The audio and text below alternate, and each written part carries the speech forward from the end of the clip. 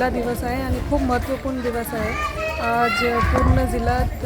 शैक्षणिक वर्षाचा पहिला दिवस आहे आणि माझा यही अपेक्षा आहे की जिथे पण विद्यार्थी आज नवीन दाखल होणार आहे त्याचं नक्की भविष्य चांगला होणार आहे आणि ते तसेच सूचना पूर्ण शिक्षण विभागाला पण आणि प्रत्येक पालक आणि गावाला पण आहे की शिक्षणाचा अर्थ फक्त अकॅडमिक